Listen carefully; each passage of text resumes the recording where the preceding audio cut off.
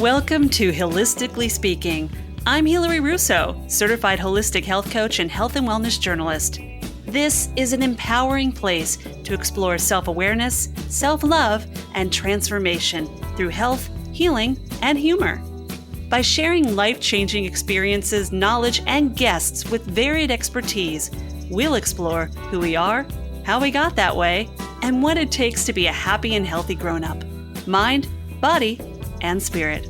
I'm glad you're here. What do the words appreciation and accountability mean to you? I asked this question recently and received some really beautiful responses from so many of you.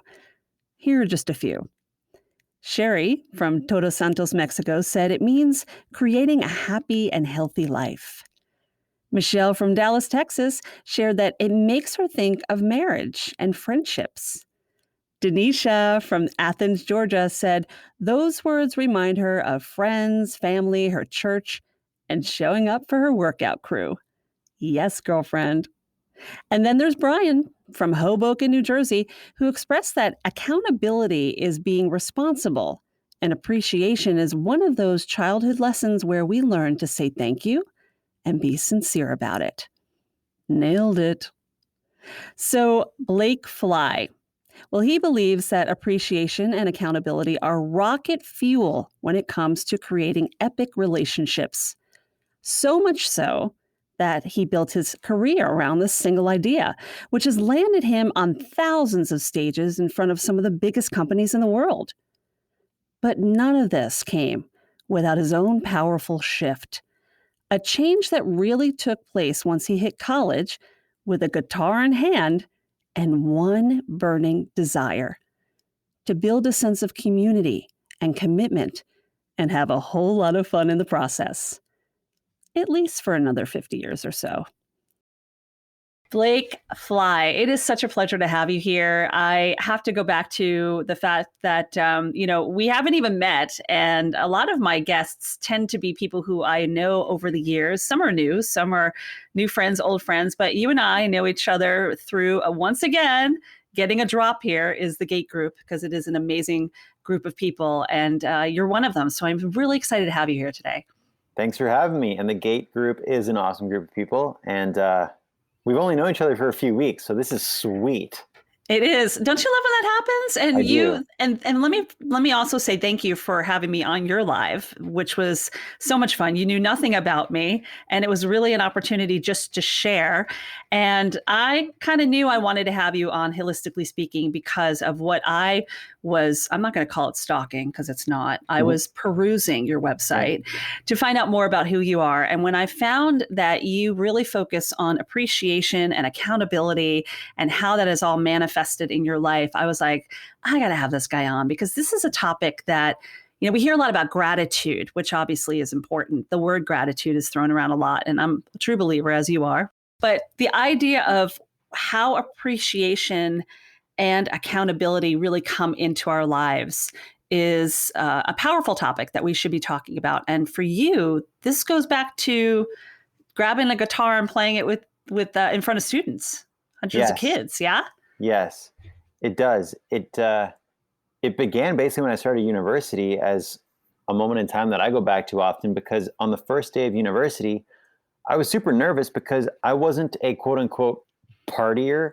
And so I was nervous to think, okay, how does one make friends when you live in a building with hundreds of students, but you don't really want to just like go to the parties and get into the things?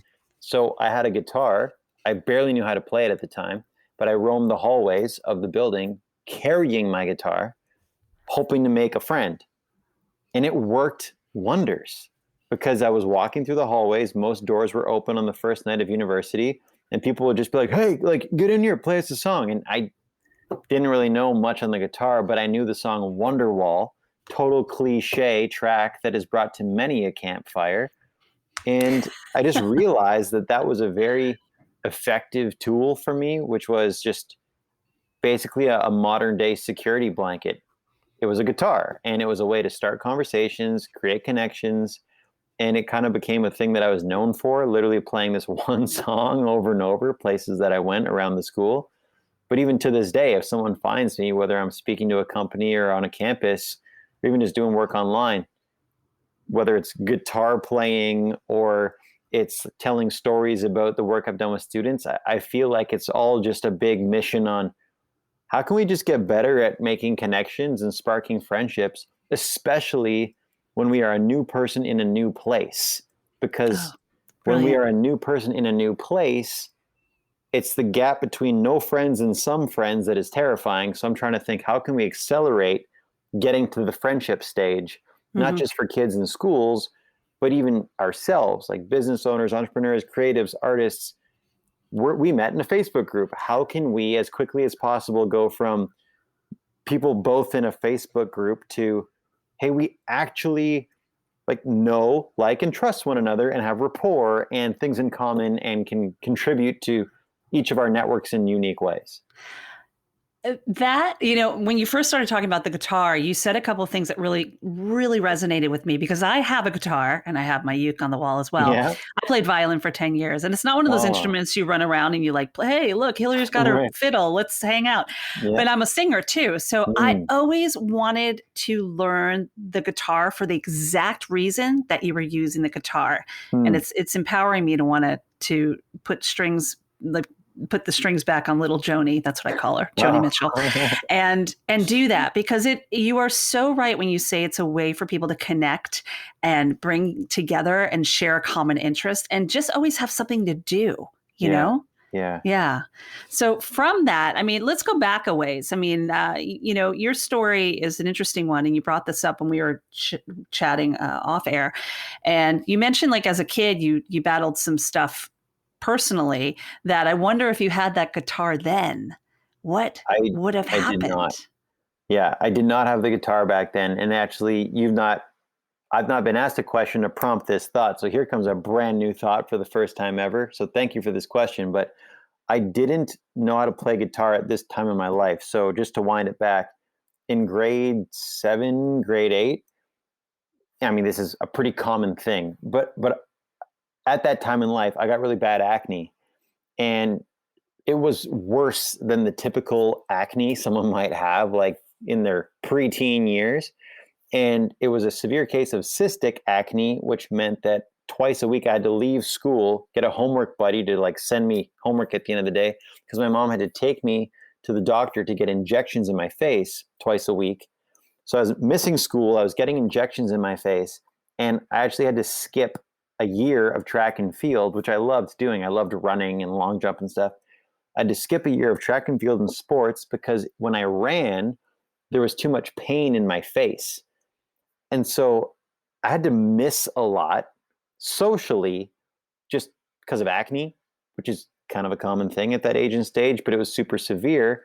So the ramifications of it was a little higher than I was anticipating because no matter what I did, I just couldn't avoid the comments or the first impressions that would naturally come up. So I'd try and put on my mom's makeup before school each day to cover it, couldn't do it. And then I actually had a season's pass to a place called Canada's Wonderland, which is like a Six Flags kind of park. And if you recall, anytime you go on a roller coaster or a ride, there's this zigzag lineup, and you pass the same people every time you zigzag. And so when I was in grade 8 with a few of my buddies, we would zigzag in the lineups before the roller coasters. And every time I'd pass the same people, they'd look at my face and I could see them kind of under their breath being like, oh, look at this guy's face. So it was very difficult to ignore.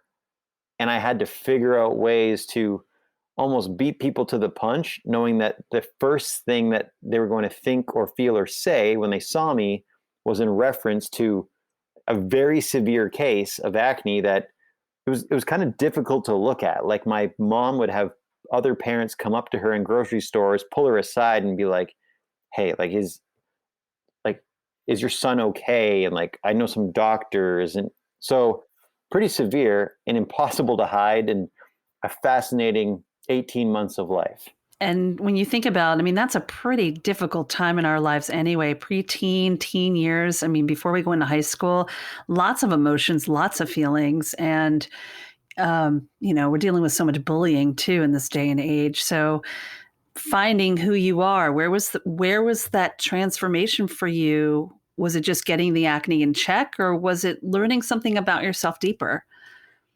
I think it was the summer after grade 8 before high school. I went to summer camp for the first time ever. I was there for 2 weeks. And back to the guitar, a lot of people there played guitar. I didn't know how to play guitar. I knew how to play trumpet, but kind of like you said, you normally bring a trumpet to a bonfire. Yeah, Um, fun and stuff. and so at camp, I literally had to skip a bunch of activities because in the evenings I had to go to the camp nurse and get like stuff for acne and meds and everything. But I noticed all these people who played guitar, like they were the facilitators of the bonfire, and I thought that was really inspiring. So when I went into high school, I just really doubled down on playing music, but more importantly, my face had, for the most part, cleared up.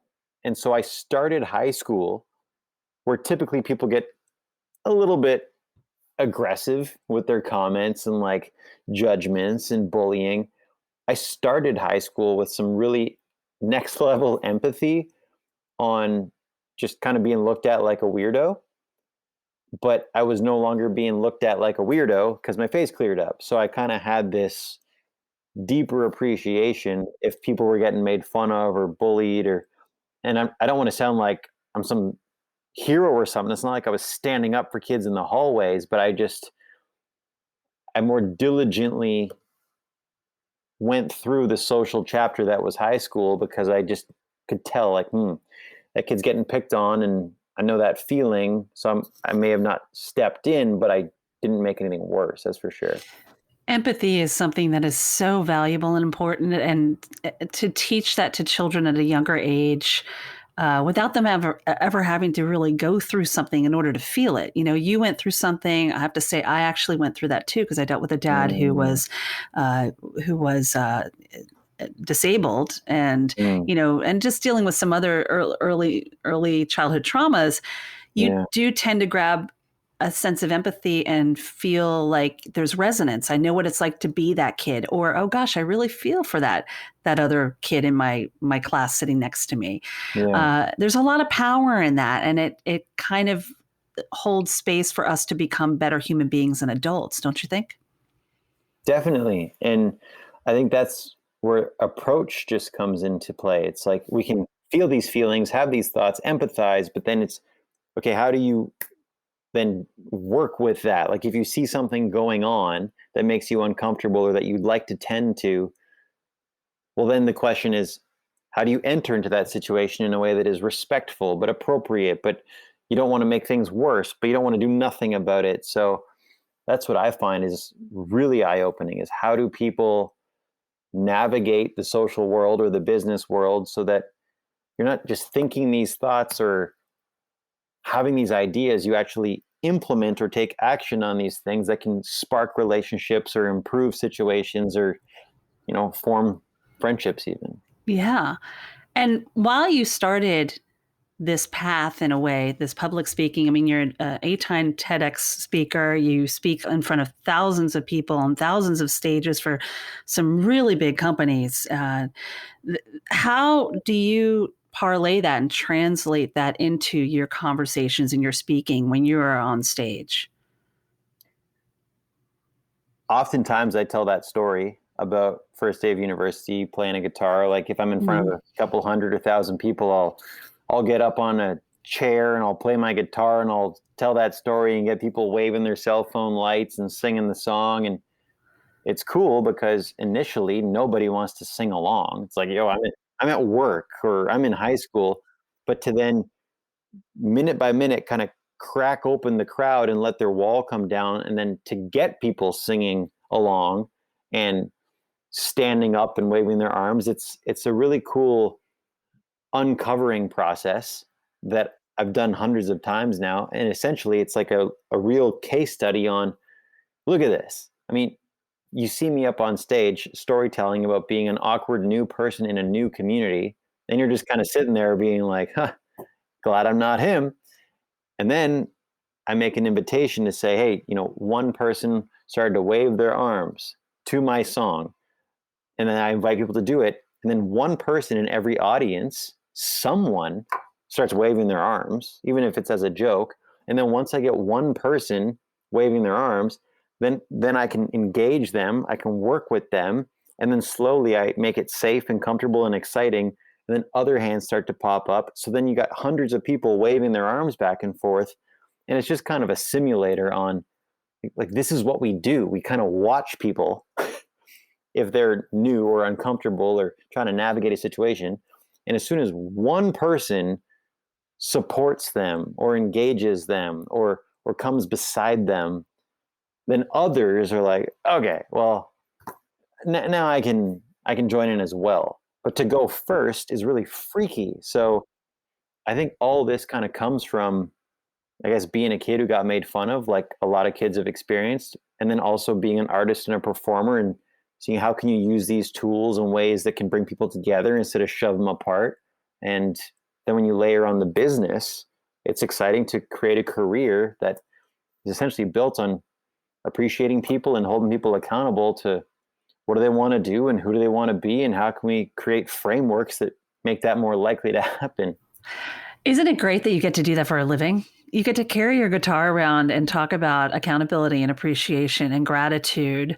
Yeah, it's cool. With like people in all sorts of business. I mean, that's what you do.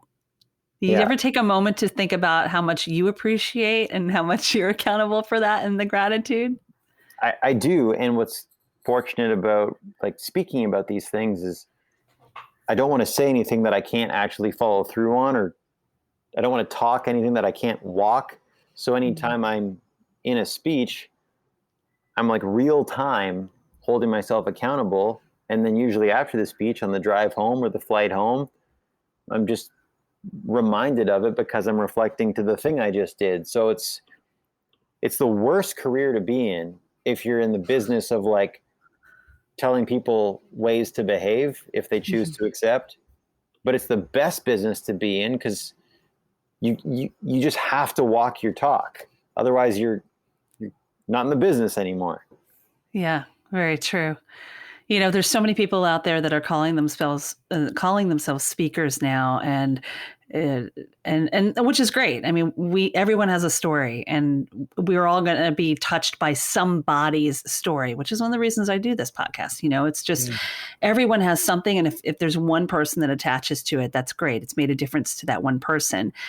But being able to kind of embody this life that you have and this and touch other people, what does it truly feel like for you when you've got a room full of people and you're strumming your guitar and you start out with that one hand that's up and then a whole wave of hands is going and singing along? What's that feeling like for Blake? It's terrifying and exciting because every time I do it, I know how it's going to go. I know that it's sort of like pushing a boulder up a hill and then to get it to the top of the hill, and then it just rolls itself. And so the uphill push is getting one person to engage. And especially if I'm in front of a company or a group of high schoolers, they're like, those are the toughest crowds. Companies and high schools. Because there's a little bit of this, like, if I'm in high school, it's like, all right, hands crossed. Prove yourself. And if I'm in a company, I'm kind of like, there's eyes on me, so I'm not going to go first. Right. But when I'm doing that process of like playing the music and getting one person to engage, and then it sort of starts a wave of other people, it's terrifying when there's no hands up yet because it's just me strumming a guitar, telling a story. But if I can keep thinking to the through line of soon there will be multiple hands up, if not all hands up, they're going to be waving their arms, they're going to be singing a song, it's going to be a good time. Then once it starts to happen, it's almost effortless because once one hand goes up in the crowd and then more hands join, my job is done. I'm literally then just standing up on a chair, playing a song. It's like being at a bonfire. There's no work involved. Yeah, I need to keep the rhythm and help people put their hands in the right direction and stuff. But once you kind of have that critical mass, we're just singing a song and they're experiencing something they've never experienced in a speech setting. And then when we're done, this is like literally a 3-minute moment in a 1-hour speech. But when we're done, it's a group of people that just sung a song and just got surprised by something they weren't expecting. And it's the rest is just gravity. I mean, I Yeah. barely even have to work after that point because it was such a risk so early in the speech that once we then hit the tipping point, let's just have a conversation, tell some stories because everybody's bought in. Do you still sing that song that you were singing in college, that one song that you sang? I do. I play the You one do. song because I used to change it up some of the time. Like, that song's getting old. I should change it. And when I changed it, like the story was no longer true to me. So it just didn't have the same effect. Mm. And what I find is that song, oddly enough, it just still holds. Like I tell that story to 14-year-olds and there's usually people still singing it. And that song, I think, is like from 1991, before these people were born. So Mm. same song, still going. I love it. I love that it's still part of it, part of your everyday, you know? So Yeah. you mentioned something in what you shared with me about how in order to keep everyone accountable, it's about making them feel how it's important but not urgent, quote unquote, their growth Yeah. projects in business. What do you mean by that? Yeah. So there's 4 things that come to mind. There's project finish, accountability, train reaction, and high five run. These are 4 kind of pillars, but I'll just focus on the first one. So project finished was an example of something that I built for myself and for others, but it was kind of based on something I did when I was a student. And so months before my wedding a few years ago, I realized that my wife and I were getting married in August. And back at that time, the only work I did was give speeches. And in the summer, I barely gave any speeches. So on a financial cycle in a year, summer, I wasn't really getting income, which was fine. But with the wedding coming, I had never had such a high expense in the low income season. I'm like, okay, we're going to have to crack this code. So I decided to work 4 extra hours a day for like months to just get more work done in less time and like do more lead gen and sales and marketing. And so I said, I'm going to wake up at 5 a.m. every day.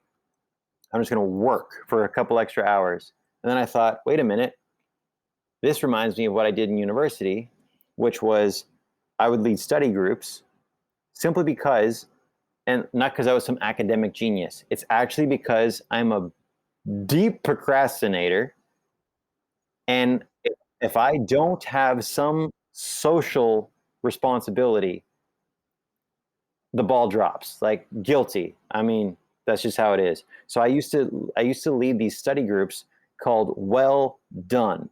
I called it that because the library on campus was called Weldon.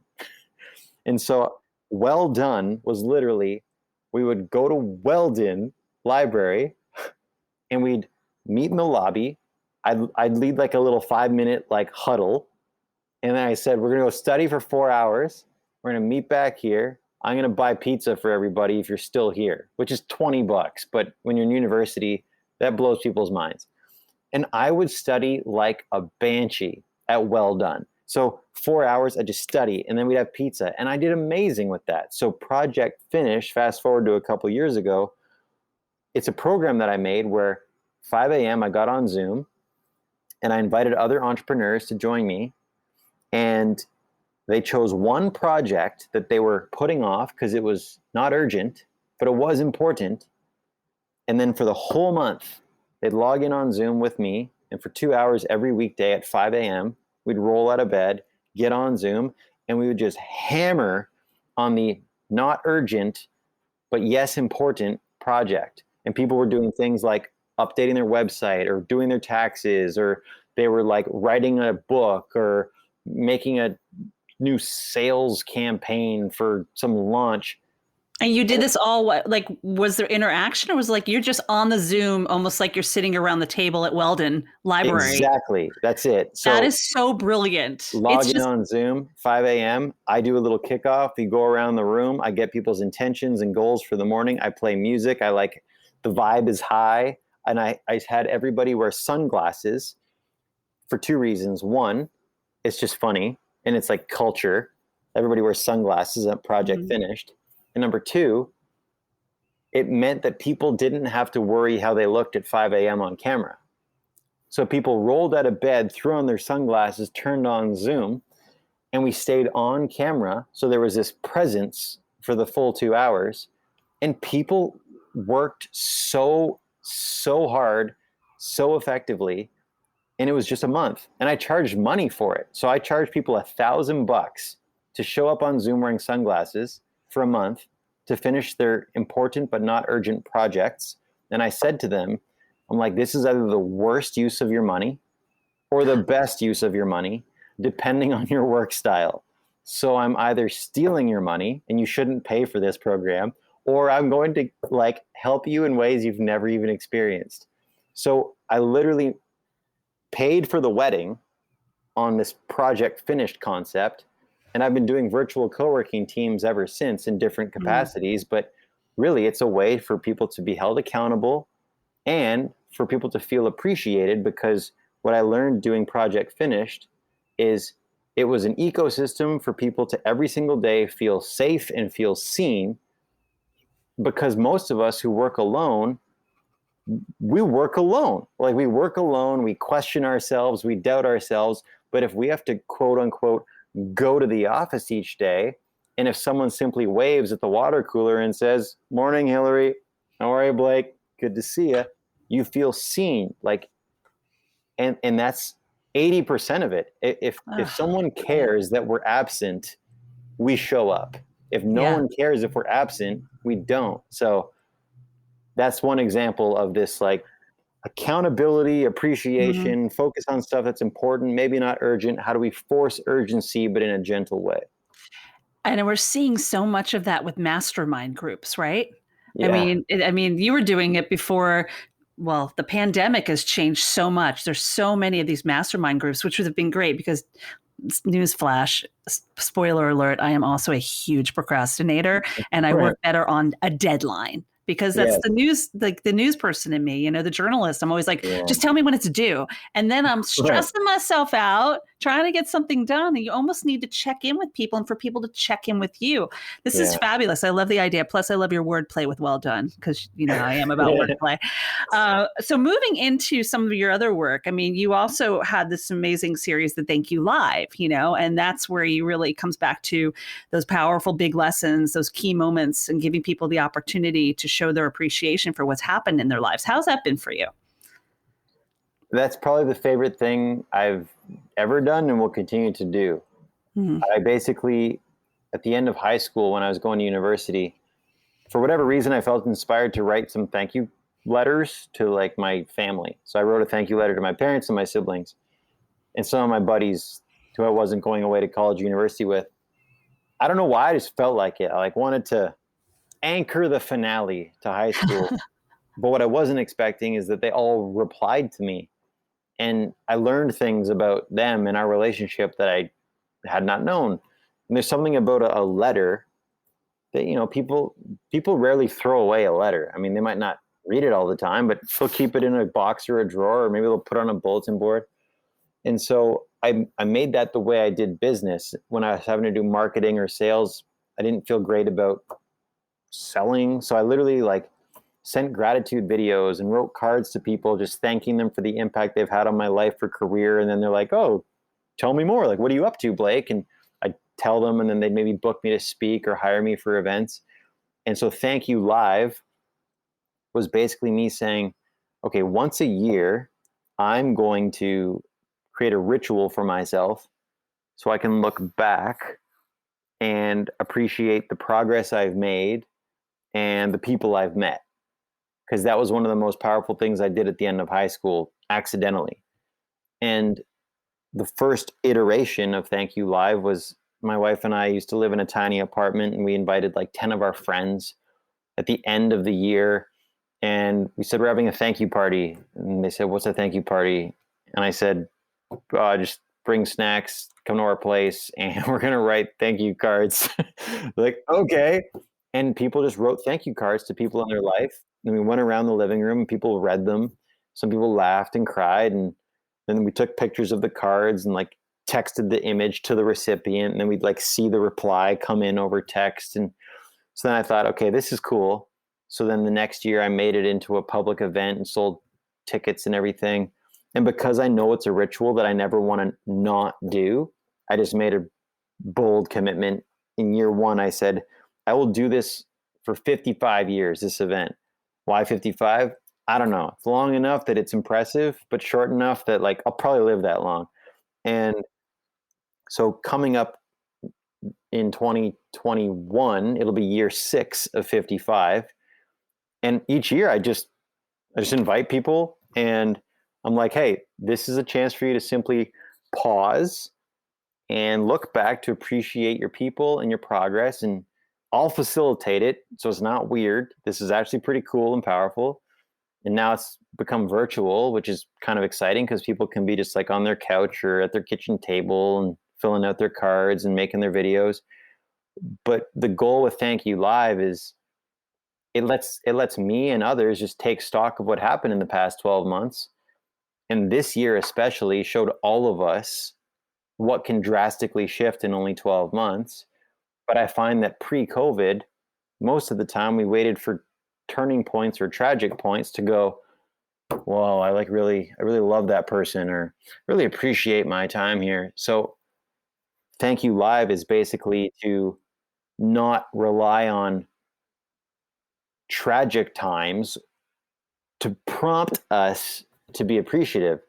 So, I mean, if you want to come check it out, show up, people who are tuned in. And if you can't make it this year, we got like 47 more years. Feel free to swing on by. Sweet. Putting it on the cal. I'm sure I can make one of Yeah. those years. I'm pretty sure I have some availability. Dance card's not that full. Yeah. And I never have to create the content because people bring It their creates gear. itself. Yeah, Yeah. definitely. So you're also a new daddy. You have a young Yes. son, right? You have a little baby Yeah. boy. And what Yeah. would be something you would tell? What is your son's name? His name is Koa. It's like Koa. Noah with a K. Love it. Okay. Yeah. So what would you tell Koa, or what would you want to instill in Koa with all that you are sharing with the world? I think a simple little line that goes on in my head a lot is this idea of I'd want him to learn to say thank you instead of goodbye. Like I don't Mm, really think you ever need to say goodbye. Like I think you can say thank you instead, and it gets the same job done but better, mm. Yeah. because we're wrapping it up, but there's a dose of acknowledgement instead of just okay, bye Hilary. Yeah. Bye Blake. Oh, bye. See you later. Well, I feel the same about the word sorry. Yes, we should always apologize when apology is due, but sometimes we say sorry too often, almost like, oh, sorry for stepping on your toe. It's like that, Yeah. or just sorry. What was I thinking? You don't need to always say I'm sorry. You can say, oh, thank you for understanding. Yeah. Right. Yeah. So the words thank you, the gratitude behind it is really powerful. And I'm sure Koa is going to be quite something as he gets older with a dad like you. Plus your obsession with Ninja Turtles. Yeah, I'm into those. And I think the other thing too would be I'm really excited to not make him, but like equip him with a ton of questions, Mm. whether he asks them or not. Like, I think it's really cool to have an arsenal of unexpected questions that are kind and appropriate and empathetic and understanding. You don't just want to like catch people off guard and throw a curveball at them. But I think it's super fascinating when a young person asks anyone, but especially grown-ups, a question that makes the adult just pause and go, this little kid just fired a question at me that totally Mind got me blowing, right? thinking. Yeah. When kids blow my mind, I'm just like, who are you, you little person? Yeah. Yeah. All right. So listen, we have a couple seconds left. So what I want to do is I want to do a rapid fire with you real quick. Basically, I'm Okay. just going to throw out a word and just come back with the first word you think of. And this is just from our conversation today. I wrote stuff down. So Okay. put your thinking cap on, your gratitude cap on, and I'm going to throw out these words. Okay. Yes. Here we go. Music, Guitar. connection, Robbie. bullying, Acne. empathy, Emily. storytelling, Levine. procrastinator, Co-working. Dad. COA. Appreciation. Thank you, live. Accountability. Project finished. Awesome. Some of those I have no idea what you're talking about. Beautiful. Just like rhubarb. Right, yeah. Like first thing that comes to mind, whatever it means. So in closing, Blake, what a pleasure having you. What would you like to share with Holistically Speaking listeners? I think that as kids, we're given a lot of support because we're young. You know, people help us do things and they remind us of things and they check in on us for things. And I find that as adults, I believe we need all those same supports and reminders and structures, but we just get weird about admitting it. So I'd invite people listening right now to set up the supports and structures and frameworks and relationships that they need to be successful emotionally, mentally, spiritually, careerly, professionally. That's the word. That's the one. Because, I mean, we're all just big kids, but at some point we pretend we're not. So just set up your supports because, frankly, it can be innovative and cool and exciting, and you can make a career out of it if you're careful. If you're not careful. Love it. I also like the word careerly. Yeah.